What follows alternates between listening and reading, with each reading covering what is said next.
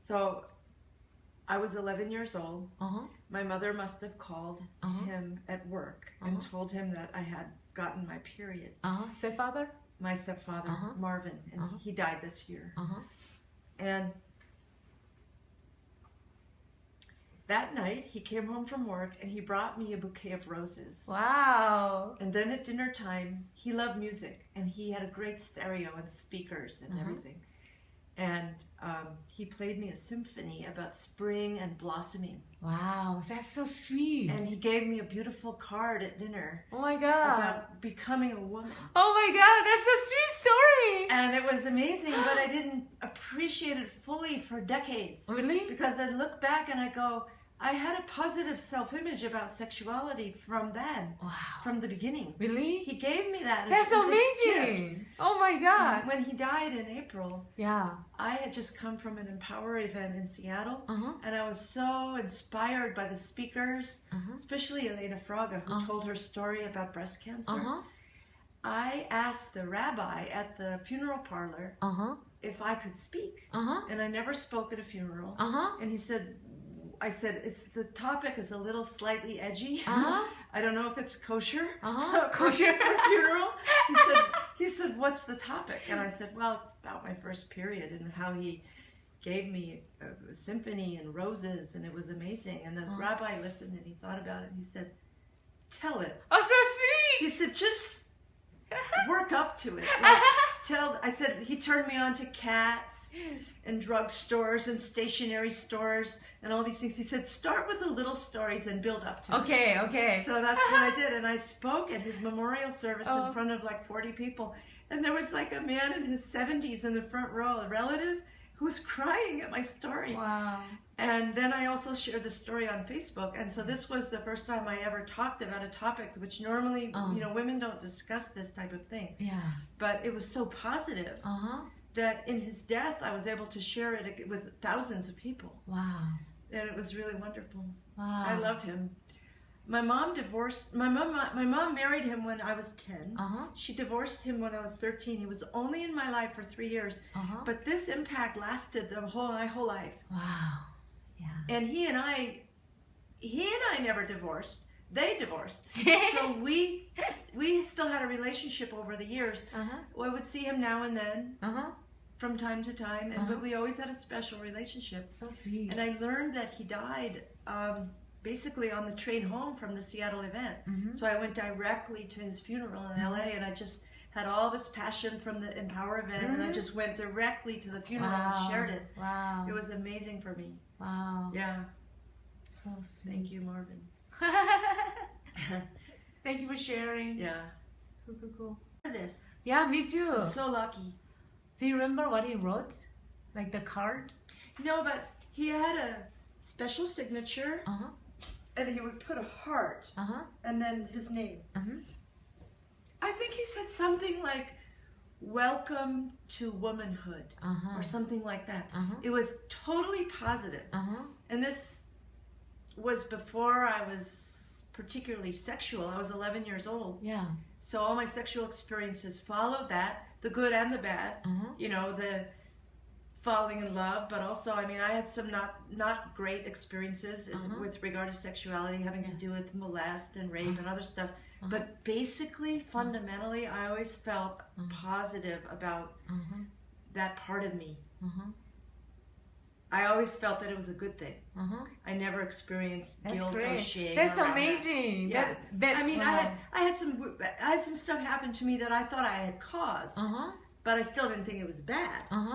I just thought I had caused it by my behavior somehow, and it took me decades to realize that I did not cause it.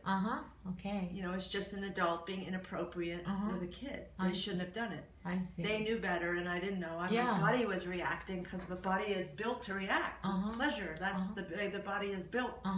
That's to create the human race. Pleasure, sex. Oh, right. That's to keep the race. Like if you have to pee, it's uncomfortable. Yeah. If you want to have sex, I mean, those feelings are positive for a reason. To keep the human species going. If sex was unpleasant, we would be dead by now. That's right. But like if you have to pee or go to the bathroom or something, it's uncomfortable. So you go to relieve that. Yeah. I mean, these sensations in the body are there for a reason. You know, so anyway, he gave me a very good early start. And I'm so grateful. So cool. For that. Yeah, I loved him. Wow. I really loved him. Wow. He was never like a father figure. He didn't stand into that position of, I'm your dad. He had a special place in my heart, in my life. He's my stepdad, but he didn't perform father things for me. You know, I had my father at the time, then I lost my father, and still he didn't perform father function for me. He was a different kind of category, but I always loved him. Cool. And to this day, I love cats. I love drugstores, stationery stores.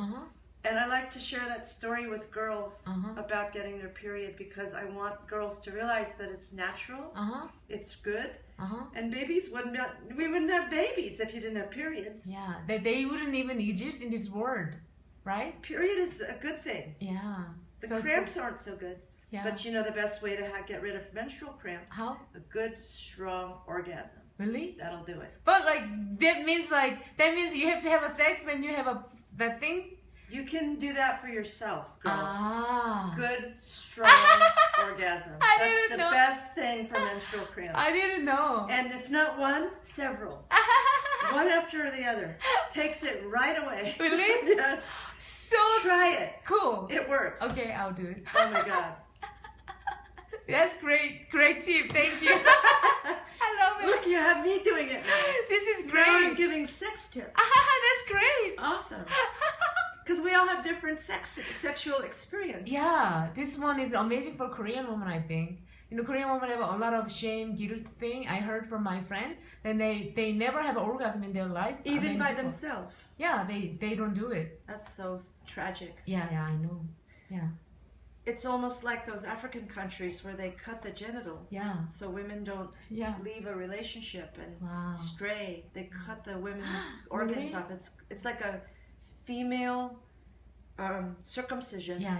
And it's they call it it's mutilation really, because it's designed to control women. Wow. So they won't possibly have interest in some other person besides their husband. Wow. So they kill they never experience pleasure at all, ever, even with their husband. Oh my God. It's awful. But what you're saying isn't really much better. And I think sometimes people need to be taught how to give themselves pleasure, because their culture teaches them to not touch themselves. Yeah. Don't put they say sleep with your hands on top of the sheets or you'll stop growing. Crazy lies. They say that? Crazy lies. Yeah, they say it'll stunt your growth. If you sleep with your hand under the sheets. And to a child, this is nonsense. It's like, what does that even mean? It's really? I'll stop growing? But obviously, everybody has pleasure from infancy. Children and babies and young kids, they all experience this, and they learn to feel ashamed about it from adults. They learn, if they have the feeling or a thought that it's bad or wrong, they've learned it from their religion, from their parents, from their school, from their culture.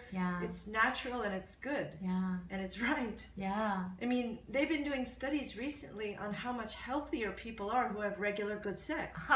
They live longer, they're more satisfied, they make more money. I mean, everything about their life is better. Cool. Sex is good. Yeah. Sex is good. Maybe there's kinds of sex that are not good, like manipulation sex or forced sex or sex for money or whatever. I mean, that's not good. But sex in itself is beautiful. I don't really do it much, actually. I'm like a sexual anorexic myself. I have these long periods in between relationships. I'm not one of those women that like dives from one to another. And my marriage was not long lasting. I was married for like 6 years and I have not remarried. But I tend to have sex like a couple times a year. Considering I like it that much that I do, it's very little. But I don't really like the idea of having sex with people that I don't really know anymore. When I was younger, I did. But now I'm kind of selective. And but in the abstract, I think sex is fantastic. Now, relationships can be hard. That's another story. Yeah. Yeah. Sex positive. Sex Suzanne. positive. Yeah. Hey, there's a good website too. I wanted to turn you on to. If you want to be exposed to sex positive videos and toys and stuff that you can learn and enjoy and different tools and stuff. Cool. They have it's called Good Vibrations. It's in San Francisco and Berkeley. Goodvibrations.com or goodvibes.com. And it's a sex positive community. What's that word for? A collective. And all the people who work there are co-owners. They're all really into the job. They're all they're sex educators, every one of them. And they have sex movies that are porn, but it's written and directed by women for women. Which is very different than men porn. Very different. It's more of a story. It's not just the scene opens and they're fucking. It's not like that. There's actually a story, which I think women are more interested in, like how it happens. And what else? And they're very tasteful. They send their products in a plain brown wrapper, so you're not broadcasting to the world, to the UPS man or FedEx, that you're getting sex stuff. It's very discreet and subtle, but they have a great catalog. And they have all these different kind of vibrators, and they teach you how to use them, and great videos and stuff. Wow, cool. Yeah. This is so good information. San Francisco. But again? Good Vibrations. Good Vibrations. Yeah. Cool. Thank you so much. Yeah. Enjoy.